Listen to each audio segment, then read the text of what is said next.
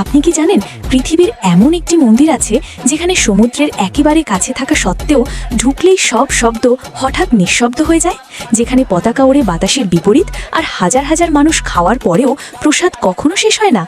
এই মন্দির হলো পুরীর জগন্নাথ মন্দির, যেখানে বিশ্বাস, শাস্ত্র, বিজ্ঞান এবং অলৌকিকতা একসাথে মিশে আছে। পুরাণ অর্থাৎ স্কন্দ পুরাণা ব্রহ্মপুরাণা অনুযায়ী রাজা ইন্দ্রদ্যুম্ন ভগবানের মূর্তি তৈরি করতে চাইলেন। তখন এক রহস্যময় কারিগর দরজা বন্ধ করে কাজ শুরু করেন, কিন্তু সময়ের আগেই দরজা খোলা হলে দেখা যায় মূর্তি অসম্পূর্ণ, হাত নেই, পা নেই, বড় চোখ। সেই থেকেই জগন্নাথের অদ্ভুত রূপ, যা বোঝায় ভগবান কোনো সীমার মধ্যে আবদ্ধ নন। এখানে মূর্তিগুলো কাঠের, শাস্ত্র অনুযায়ী এটি জীবন্ত রূপে ভগবানের প্রতীক।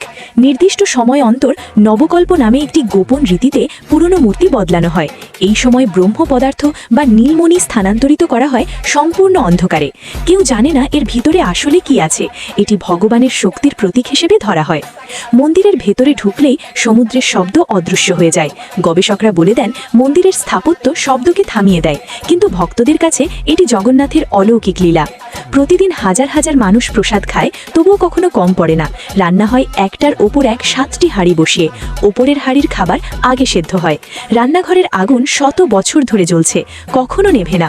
মন্দিরের চূড়ার পতাকা সব সময় বাতাসের বিপরীত দিকে ওড়ে, আর সুদর্শন চক্র যেদিকেই দেখো মনে হয় ভগবান তাকিয়ে আছেন।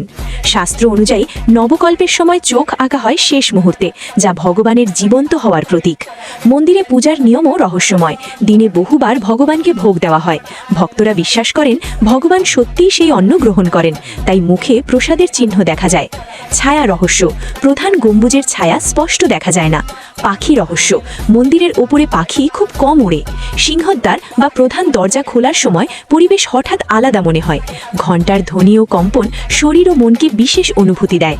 ভগবানকে দেওয়া 56 ধরনের ভোগ বা 56 ভোগ, রথযাত্রার সময় ভগবান নিজে রথে চড়ে সাধারণ মানুষের মাঝে আসা, সবই আধ্যাত্মিক গভীরতা প্রকাশ করে। বছরে একবার অনাসর সময় মন্দির বন্ধ থাকে। ভক্তরা বিশ্বাস করেন ভগবান তখন অসুস্থ থাকেন। সব মিলিয়ে এই মন্দিরের রহস্যগুলি শুধু শাস্ত্র বা বিজ্ঞান নয়, বরং বিশ্বাসের মিশ্রণ।